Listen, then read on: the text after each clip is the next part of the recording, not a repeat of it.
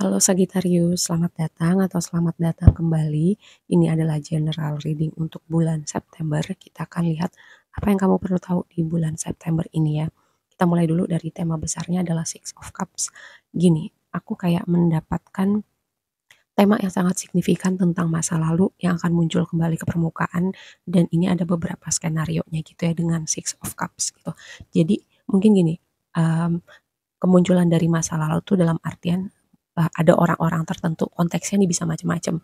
Entahlah itu misalnya temen, misalnya itu mantan pasangan, misalnya itu orang yang udah jahatin kamu, nipu kamu, atau apa deh yang pernah membuat luka di hati kamu. Nah, muncul lagi dalam artian kamu nggak sengaja ketemu di suatu acara, atau misalnya lagi ke mall terus ketemu lagi. Terus gini, kamu pikir sebagian ya, kamu pikir karena udah lama nggak ketemu, ya udah gitu, kamu pikir kamu sudah berdamai, kamu pikir sudah lepas gitu perasaannya, ternyata pas ketemu lagi emosinya muncul kembali ke permukaan gitu. Nah, bisa jadi juga kayak mungkin ada trigger-trigger dari misalnya lagu, misalnya dari pembicaraan, kayak waktu ngobrol gitu sesuatu hal tiba-tiba ada sesuatu gitu yang seperti mengingatkan kamu kembali kepada momen-momen kecewa itu. Ya. Nah, sebelum kita bahas lebih lanjut ini, dari tema masa lalu, ini kayak aku merasa deja vu deh, apa aku pernah bicara juga ya tentang masa lalu di reading-reading kamu yang sebelumnya. Oke, kita bahas dulu ke oracle-nya sebelum jadi lompat-lompat ya. Yang pertama itu kartu oracle yang di atas tuh yang 3, itu yang pertama mending ya. Lalu oracle yang berikutnya adalah um, observer, lalu yang berikutnya adalah fate, takdir. Jadi kayak memperbaiki, mending itu kata kuncinya ya, berdamai, memaafkan, mengikhlaskan, kayak memulihkan diri juga bisa. Itu kalau di buku panduannya tuh kata kuncinya itu observer, itu kayak mengamati, kayak bikin diri kamu di posisi orang lain, atau posisikan diri kamu, ibaratnya keluarkan diri kamu dari situasi itu, kamu posisikan kamu di luar sebagai pengamat, mengamati diri kamu dalam sebuah situasi, mengamati masa lalu kamu, mengamati kejadian-kejadian yang kamu alamin di waktu lampau, tapi karena kamu sekarang ada di posisi observer, kamu bisa lihat semuanya tuh kayak dari semua angle gitu, dari perspektif kamu, dari sisi orang yang terhubung sama kamu, situasinya seperti apa. Kamu jadi karena waktu kita berada dalam sebuah situasi, kan ibaratnya kita berada di dalam akuarium ya. Ketika kita kayak di dalam akuarium, kita nggak tahu kita ada di dalam akuarium. Tapi ketika kita keluar dari kotak itu, dari akuarium itu, kita bisa melihat semuanya apa yang ada di dalam akuarium. Kayak gitu metafornya. Semoga ini bisa dipahamin ya. Lalu kayak kartu yang berikutnya itu fate, takdir ya. Jadi 3 kombinasi ini aku mendapatkan tema seperti itu. Posisikan dengan tadi ya tema kemunculan dari masa lalu. Ya entah itu nggak sengaja ketemu, entah itu kayak ada trigger, misalnya kamu dengerin lagu, kamu nonton apa, kamu lagi ngobrol apa, terus muncul lagi tuh temanya. Bisa jadi juga nih emang emang nih orang datang gitu, datang ke hidup kamu, entah dia udah berubah ataupun belum ya. Nah, tinggal gimana nih untuk kamu tadi reaksi kamu, apakah kamu tadi ya kamu pikir kamu sudah lepas itu semua perasaan, ternyata ketika muncul lagi kok masih sebel, masih marah, masih pengen apa ya, balas dendam, kayak hal-hal semacam itu, emosinya masih ada gitu. Nah, untuk sebagian lagi mungkin kamu perasaannya udah mulai hilang atau udah hilang sama sekali gitu. Jadi kamu nengok ke belakang dengan apapun ini yang muncul, kamu bener-bener udah punya perspektif yang beda. Untuk kamu yang belum ya, tadi aku bilang posisikan diri kamu di luar situasi itu. Nah, kan si Six of Cups ini selain berbicara tentang masa lalu ya, juga berbicara tentang momen happy gitu, dan konfirmasinya adalah dog. Gambar anjing itu bisa berarti support system, orang-orang baik yang ada di sekitar kamu, guidance kayak sosok mentor, sosok yang menginspirasi atau menuntun kamu. Jadi dengan 2 kombinasi ini aku melihat kayak gini, ini sebuah pertanyaan aja sih untuk kamu. Jadi bahan kontemplasi.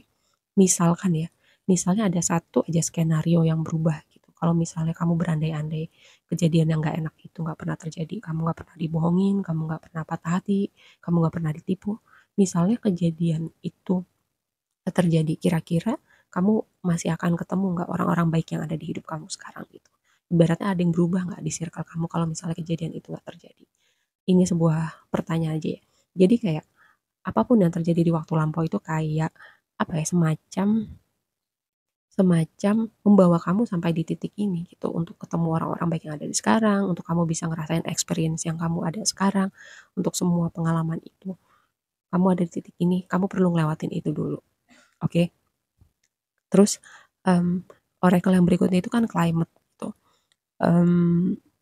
Transit, kata kuncinya climate. Kartu transit ini kalau di buku panduan itu berbicara tentang orang-orang, situasi tertentu. Sering kali ya, kartu ini muncul ketika vibe-nya itu kayak challenging, kayak ada orang-orang yang bikin mungkin kamu sebel, sebel dalam artian kayak kesel-kesel yang ringan ataupun bener-bener emosi gitu yang membara, macem-macem gitu.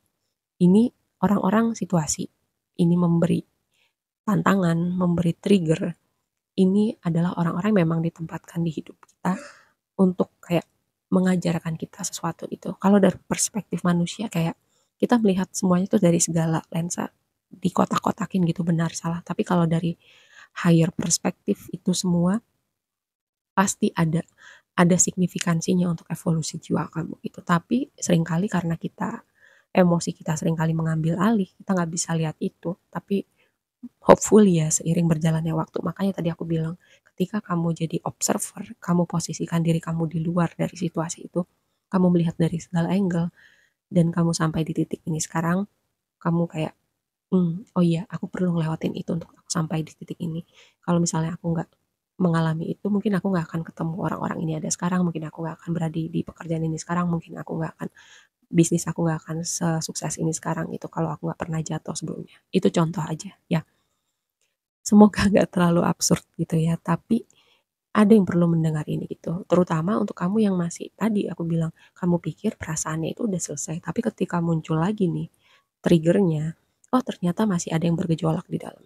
Oke, nah blessingnya adalah ini kayak dengan devil di situ ya, devil dengan coffin. Entah kenapa aku dapetin vibe gini, ada sesuatu misalnya kegelapan-kegelapan, kebusukan-kebusukan, misalnya orang-orang dengan intensi yang nggak baik, orang-orang yang melakukan sesuatu hal tidak baik yang selama ini kayak ketutup gitu. Mungkin dia selama ini bisa menyembunyikan gitu kejahatannya dia, kebohongannya dia, tapi dengan coffin di situ kayak aku melihat itu ada sesuatu yang terungkap. Mungkin selama ini kamu nggak tahu ya.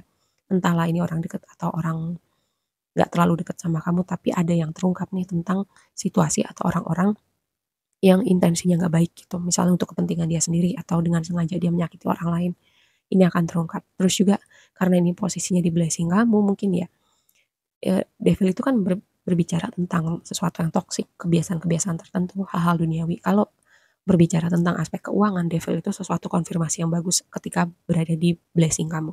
Terus juga mungkin ada sesuatu yang toksik gitu, hubungan atau kamu punya kayak gaya hidup baru yang kamu sadar, oh gue perlu ngekat cara hidup yang seperti ini nih karena nggak baik nih untuk kedepannya atau gue perlu mendisiplinkan diri gue lagi, gue perlu kayak bikin schedule yang lebih rapi untuk gue lebih efektif bekerja, untuk gue meraih mimpi gue.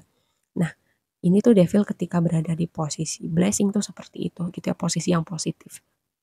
Terus tadi dengan sesuatu yang toksik antara kamu sengaja ngekat atau itu terungkap gitu ya. Terus yang jadi tantangan adalah moon. Moon, kayak aku melihat dua hal ini berhubungan deh ya, karena moon itu kan gelap ya, gelap.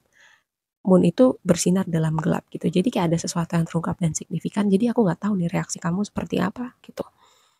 Um, Terus dengan house, mungkin gini, house itu kan harusnya jadi sesuatu yang kokoh, stabil, solid gitu. Atau bisa jadi juga tentang orang-orang di dekat kamu. Jadi ini sangat mungkin informasi atau fakta yang terungkap tentang sesuatu yang terungkap tentang orang-orang yang mungkin berada di sekitar kamu dan itu mungkin membingungkan dan kamu juga mungkin gak tahu harus berespon seperti apa karena kamu mungkin juga gak berpikir mereka akan misalnya menyembunyikan atau melakukan hal itu gitu ya. Lihat kan, makanya aku bisa bilang kayak kamu kayak gak tahu harus bereaksi atau berespon seperti apa karena two of swords di persimpangan jalan memilih yang mana atau bereaksi seperti apa ataukah pro kontra atau bodoh amat atau nggak mau lihat karena two of swords matanya ketutup.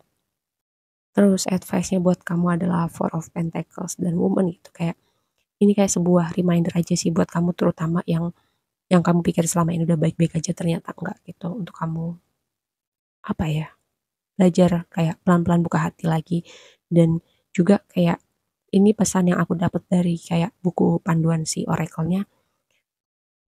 Di bukunya itu kayak ditulis Tuhan beri aku kekuatan atau kebijaksanaan untuk bisa menerima hal-hal yang tidak bisa aku ubah, keberanian untuk bisa mengubah hal-hal yang bisa aku ubah dan kebijaksanaan untuk bisa membedakan keduanya. Itu aja sih pesan penutupnya. Kurasa segitu aja dulu readingnya, semoga bermanfaat dan sampai ketemu di reading berikutnya. Bye.